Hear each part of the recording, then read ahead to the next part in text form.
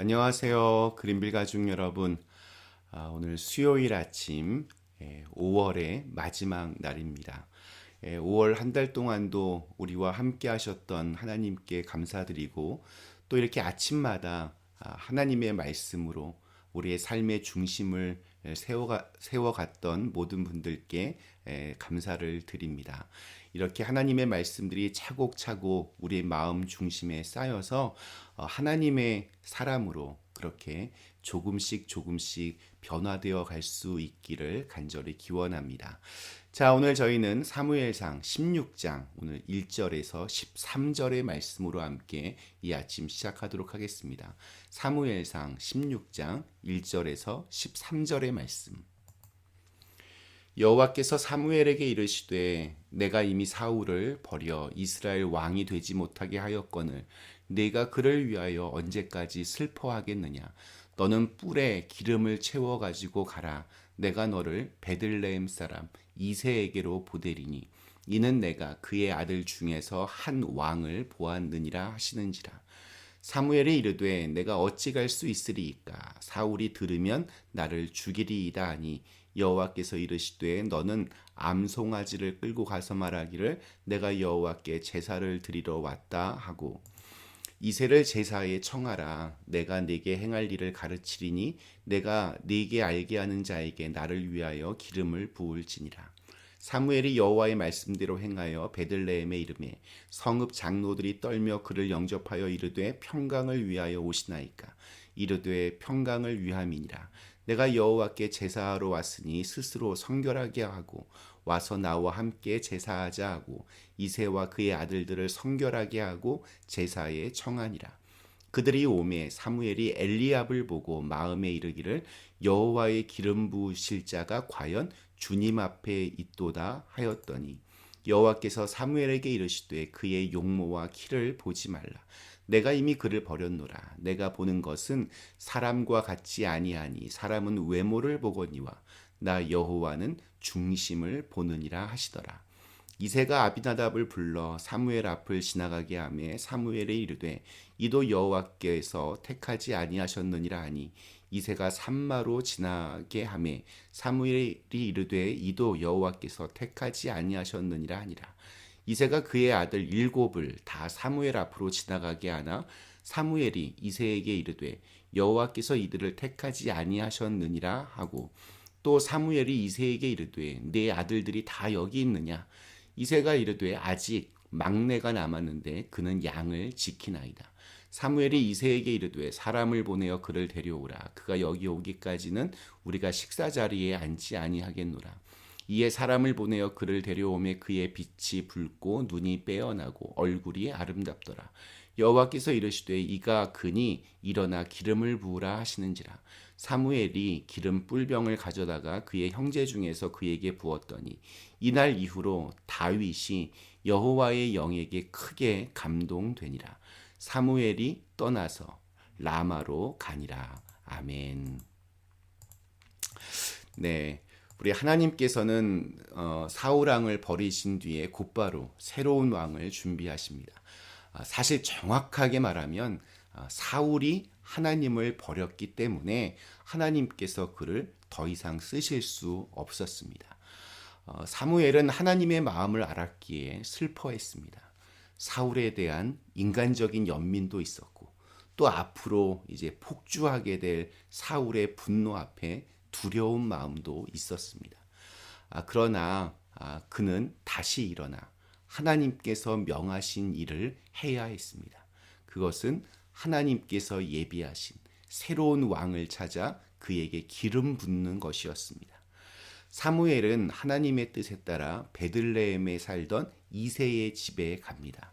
그곳에 왕이 될 사람이 한 명 있습니다.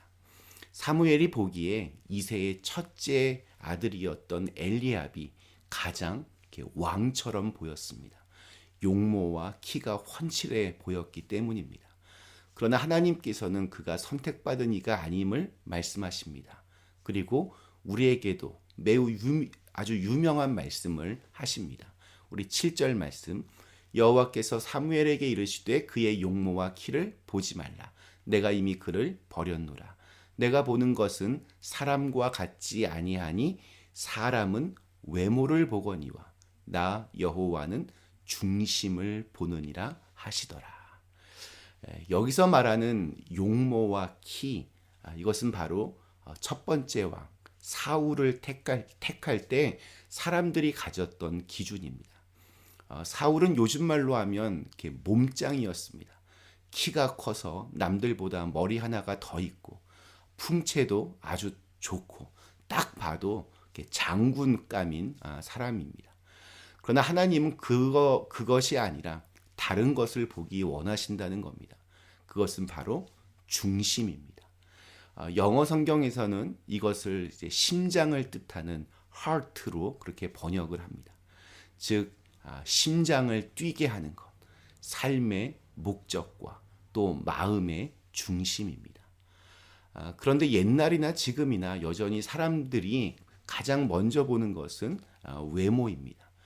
요새는 뭐 외모가 경쟁력이다라는 말도 있고 또 예쁘면 다 용서가 된다 뭐 이런 말도 있습니다. 이 세상이 끝날 때까지 사람들은 외모를 아주 중요하게 볼 것 같습니다. 그러나 하나님은 중심을 보십니다. 또한 이것은 단순히 뭐 얼굴이 잘생기고 못생기고 키가 작고 크고 이런 것만을 의미하지 않습니다. 다른 사람들과 비교해서 뭐 많은 돈, 큰 집, 좋은 차, 좋은 직업, 학벌, 자기가 이룬 업적 등을 통해서 자기를 이렇게 그럴듯하게 겉을 포장하는 모든 것들을 의미하기도 합니다. 자기의 진짜 모습을 그렇게 껍데기로 다른 것으로 감추려고 합니다. 그러나 하나님은 그런데 속지 않으십니다. 중심을 정확하게 꿰뚫어 보십니다. 하나님 앞에서는 숨길 것이 없습니다. 진짜가 다 드러납니다. 마음의 중심이 하나님 앞에서 올바른 사람이 되기 위해서 애써야 할 이유가 바로 그것입니다. 잠언에서도 무엇보다 마음을 가꾸라고 그렇게 말씀합니다. 그렇다면 나는 내 마음을 이렇게 가꾸기 위해서 무엇을 하고 있는지, 내 마음의 중심에는 무엇이 놓여져 있는지를 늘 점검하며 살아야 합니다.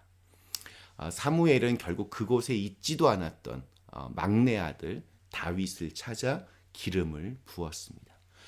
그는 집안의 막내로 이런 중요한 자리에 초대받지도 못했던 아주 미약한 어린아이와 같았으나 하나님의 마음에 합한 사람이었습니다. 그는 기름 부음을 받고 성령 충만한 사람이 되었습니다.